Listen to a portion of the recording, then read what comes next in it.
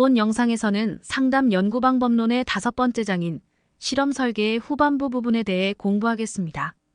이번 영상에서 공부할 내용은 집단 간 실험 설계, 집단 내 실험 설계와 단일 사례 연구 설계에 대한 것입니다.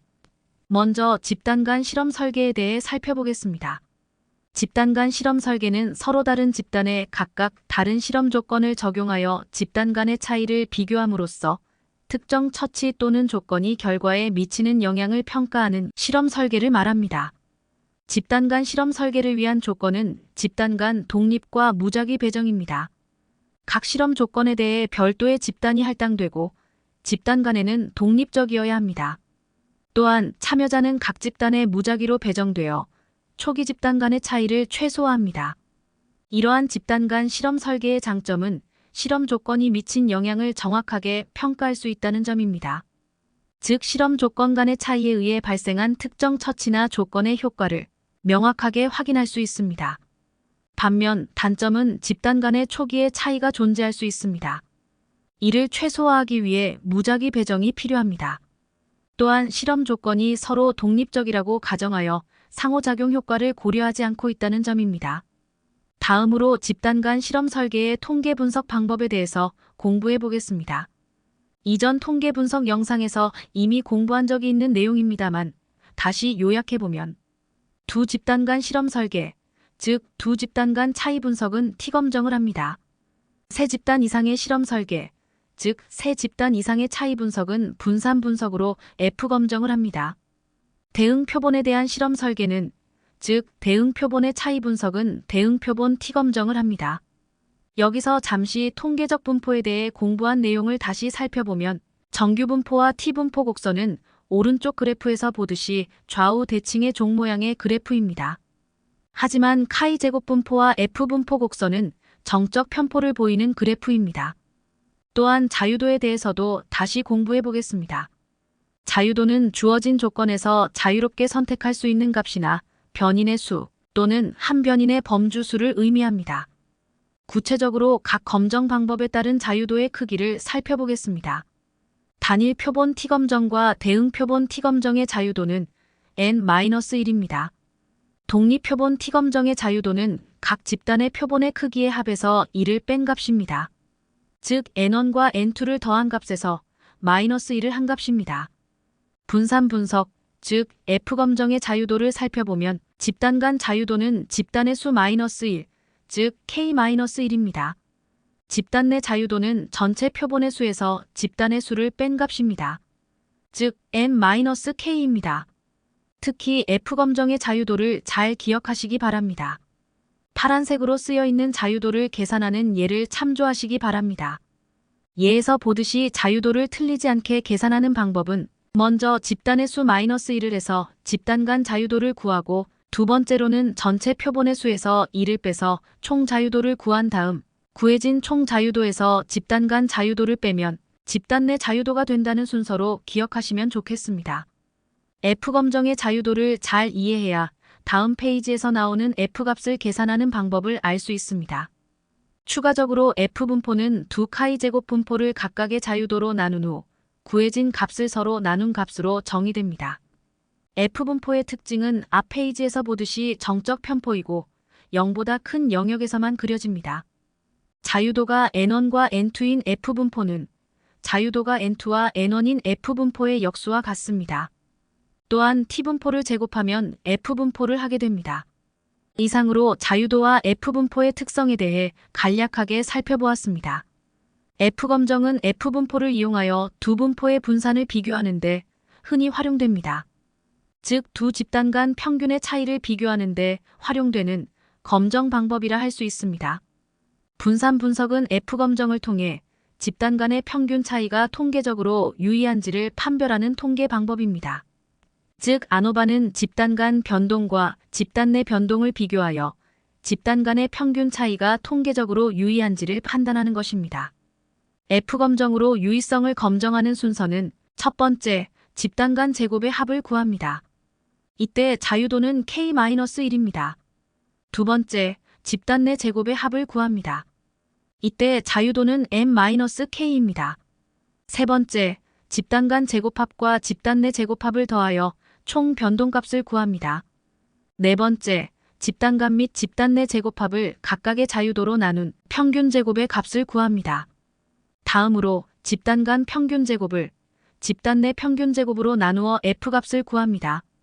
마지막으로 계산된 F값을 가지고 유의성을 판별합니다. 이 F검정 계산식은 시험에 자주 출제되는 내용이어서 반드시 이해하고 기억하시기 바랍니다. 여기서 우리는 집단 간의 차이를 분석하는데 왜 평균을 사용하지 않고 분산 분석을 하는가라는 의문이 생길 수 있습니다. 평균의 차이를 비교하는 것은 그 분산을 모르면 차이가 있다 없다를 확신할 수 없습니다.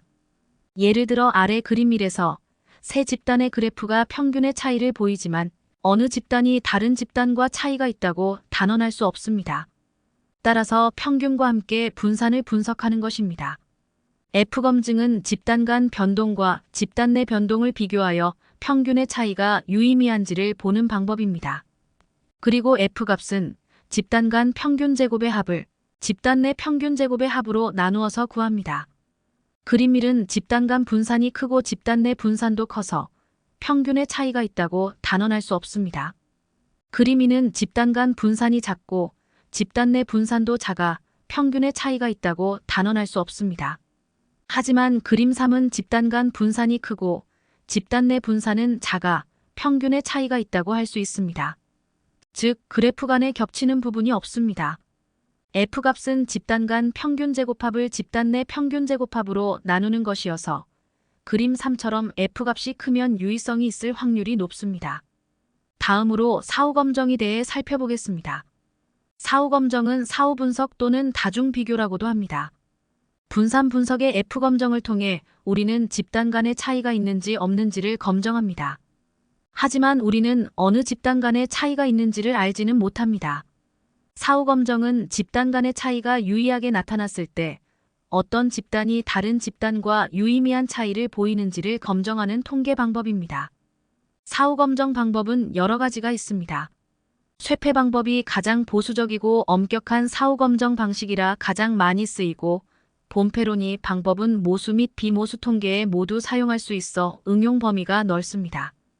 다른 사후검정 방법에 대해서는 관심이 있으신 분들은 잠시 영상을 멈추고 읽어보시기 바랍니다.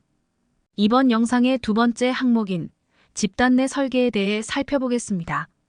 집단 내 설계는 피험자 내 설계라고도 합니다. 집단 내 설계는 같은 피험자 또는 연구 대상에게 서로 다른 둘 이상의 실험 조건을 적용하여 조건 간의 차이를 비교하는 실험 설계입니다. 즉, 2개 이상의 집단을 설계하는 집단 간 설계와는 차이가 있습니다. 집단 내 설계에서 각 피험자는 모든 실험 조건을 거치게 되며 조건 간 차이를 동일한 피험자 내에서 비교함으로써 집단 간 변동을 통제합니다. 이 방법은 여러 실험 조건의 피험자를 무선 배정하지 않기에 준실험 설계의 하나라고 할 수 있습니다.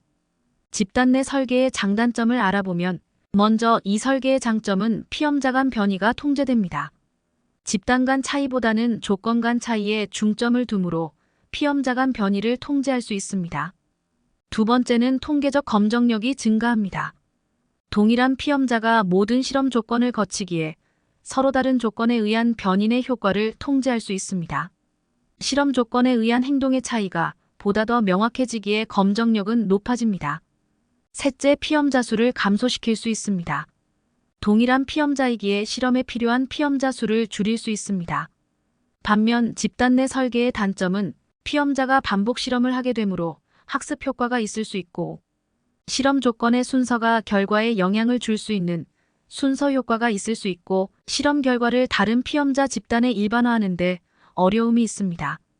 또한 여러 번 반복 실험으로 인해 피험자의 피로가 효과에 영향을 줄 수 있고 한 실험의 효과가 다음 실험에 영향을 줄 수 있는 이월 효과가 발생할 수 있습니다.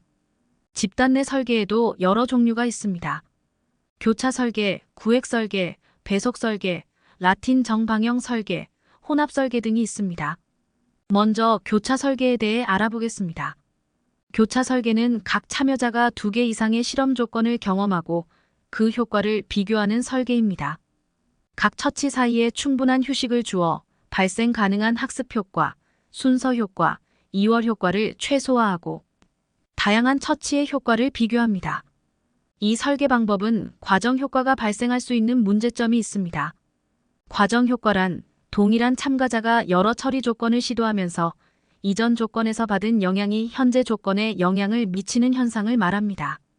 주로 시간이 지남에 따라 조건 간의 누적이 되어 나타날 수 있습니다. 이를 방지하기 위해 우선 각 조건 간에 충분한 휴식 기간을 두어 과정 효과를 최소화하려고 노력해야 합니다. 이 과정 효과를 해결하고자 하는 방법으로 평형화가 있습니다. 평형화는 아래 실험 설계에서 보듯이 피험자 1과 피험자 2가 경험하는 조건의 순서를 바꾸어 실험하여 과정 효과를 배제하려는 것을 말합니다. 평형화의 대표적인 설계가 라틴 정방형 설계입니다. 두 번째로 구획 설계가 있습니다. 구획 설계는 피험자를 집단별로 무선할당할 때 종속 변수에 영향을 미칠 수 있는 독립 변수 이외의 변수를 구획으로 설정하는 설계 방법입니다. 예를 들어 교수법에 따른 학업성 취도의 차이에 대한 연구를 한다고 할 때 학업성 취도에 영향을 주는 변수로 지능을 설정하고 지능을 구획하여 나눕니다. 이렇게 구획을 하면 교수법과 지능의 상호작용을 고려한 설계가 됩니다. 이때 지능이 구획 변수, 교수법이 독립 변수, 학업성 취도가 종속 변수입니다. 배속 설계는 내재 설계 또는 위계 설계라고도 합니다.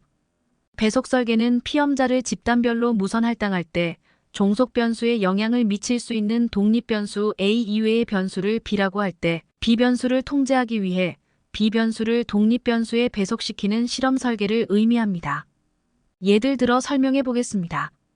연구자가 120명의 피험자를 6개 집단에 20명씩 그리고 6개 집단에 상담자를 1명씩 배치하는 설계에서 3개 집단에는 상담 프로그램 A를 3개 집단에는 상담 프로그램 B를 적용합니다.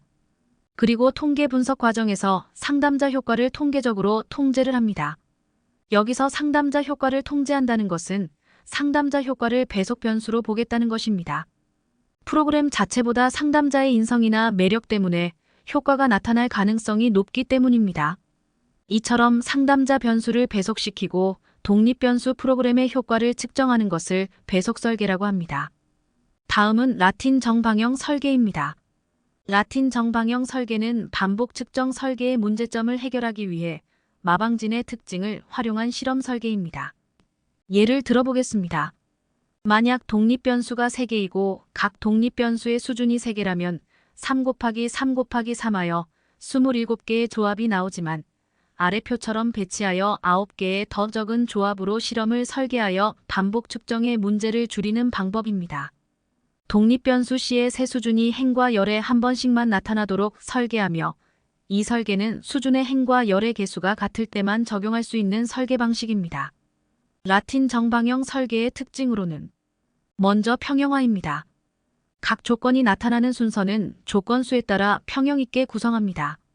이 평형화를 통해 과정 효과를 제어합니다. 하지만 이 설계는 모든 조합의 상호작용 효과를 파악하지 않기에 불완전한 설계라고 합니다.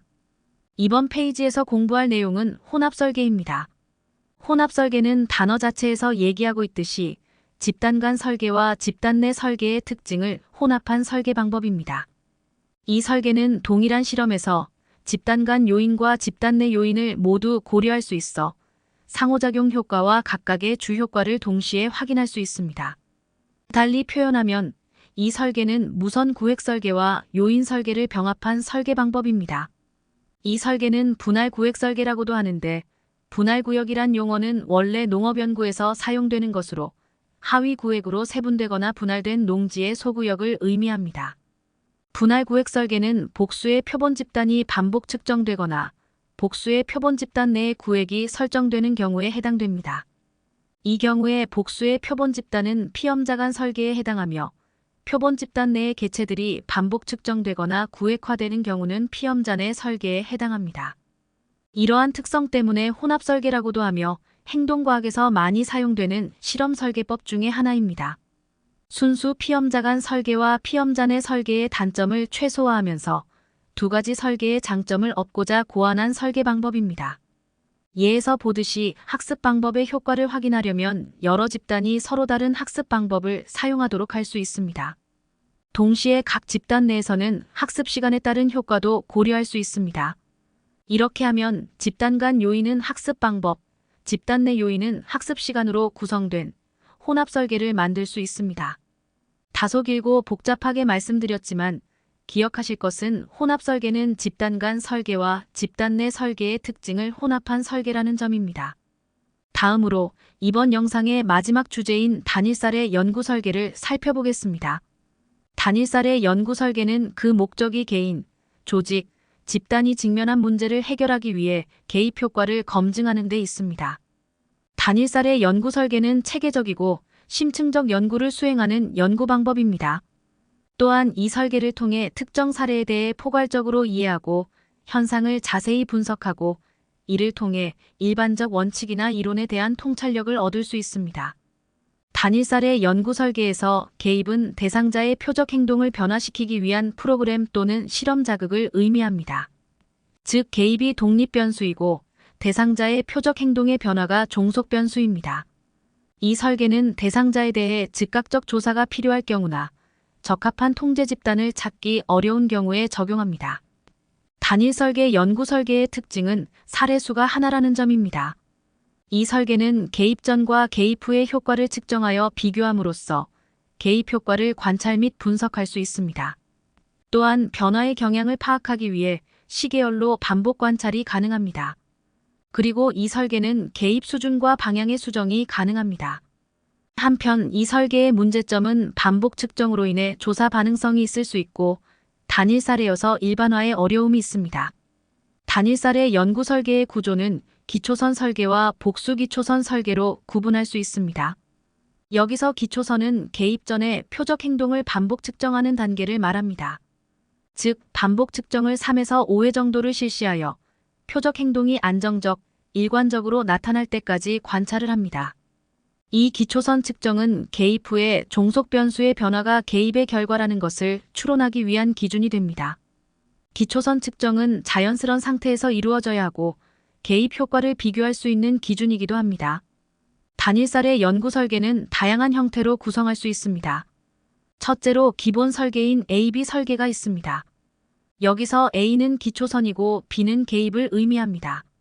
이 A-B 설계는 시행이 용이하지만 개입 효과에 대한 인과적 추론에 제한점이 있습니다. 두 번째는 ABA 설계입니다. 개입을 하고 일정 기간 후에 개입을 중단하는 설계입니다. 하지만 개입의 중단은 윤리적 문제를 발생시킬 수 있습니다. 세 번째는 ABAB 설계입니다. 이 설계는 AB가 반복이 되기에 반전 설계 또는 철회 설계라고도 합니다. 기초선, 개입의 중단, 개입을 반복하는 설계로 개입의 효과를 가장 확신할 수 있습니다. 하지만 마찬가지로 개입 중단에 따른 윤리적 문제가 있습니다. 네 번째는 BAB 설계입니다. 이 설계는 선개입 설계라고도 합니다. 바로 개입하고 개입 중단, 개입을 하는 설계로 위기 개입 시 사용할 수 있는 설계입니다. 이 설계의 단점은 개입 이외의 다른 요인에 의한 변화의 가능성이 있다는 점입니다. 다음으로 ABCD 설계가 있습니다. 이 설계는 복수요인 설계라고도 합니다. 기초선, B개입, C개입, D개입을 하는 설계입니다. 이 설계는 다양한 개입이 미치는 영향을 이해하고 설명하는 설계입니다. 한 개입이 유용하지 않을 시 다른 개입으로 수정하는 경우에 사용할 수 있습니다. 또한 특정한 개입이 변화를 가져오는지의 여부를 설명하고자 할 때 유용합니다. 하지만 한 개입의 효과가 다른 개입에 영향을 주는 이월 효과, 개입 순서에 따라 효과가 달라지는 순서 효과, 개입 사이에 우연한 사건이 발생하여 이후 개입의 효과에 영향을 주는 등의 문제가 있을 수 있습니다. 이번 페이지는 복수기초선 설계에 대한 내용입니다. 복수기초선 설계는 책에 따라 중다기초선 설계라고도 번역되어 있습니다. 이 설계는 개입 중단이란 윤리적 문제를 개선하면서 개입과 표적 행동의 변화 간의 인과적 관계를 추정할 수 있는 방법으로 개발되었습니다. 복수기초선 설계는 앞에서 언급한 A-B 설계를 복수의 문제, 복수의 상황 또는 복수의 대상자에게 적용하여 같은 효과를 얻음으로써 개입 효과의 신뢰도를 높이려는 설계입니다. 따라서 문제 간 복수기초선 설계, 상황 간 복수기초선 설계, 대상자 간 복수기초선 설계로 구분하기도 합니다. 이 설계는 둘 이상의 기초선을 설정하여 이를 동시에 측정하고 개입은 각 기초선의 서로 다른 시점에서 순차적으로 이루어집니다. 먼저 문제 간 복수기초선 설계의 예를 들어보겠습니다. 학습장애가 있는 아동이 보이는 집중력 부족, 읽기장애, 산술의 어려움이란 세 가지 문제에 대해 개입을 할 때 각 문제에 대한 기초선을 설정하고 각 문제에 대해 시차를 두고 개입한 후 각 효과를 측정하는 설계를 말합니다. 상황 간 복수기초선 설계의 예를 들어보겠습니다. 직원의 업무 성과를 향상하기 위해 다양한 업무 상황이나 환경에 개입을 적용할 때 각 상황에 대한 기초선을 설정하고 각 상황에 시차를 두고 개입한 후 효과를 비교하는 설계입니다. 다음으로 대상자 간 복수기초선 설계의 예입니다. 편식을 하는 3명의 아동에게 편식 개선을 하려고 할 때 각 아동별로 기초선을 설정하고 각 대상자별로 개입을 한 후 각 효과를 측정하는 것을 들 수 있습니다.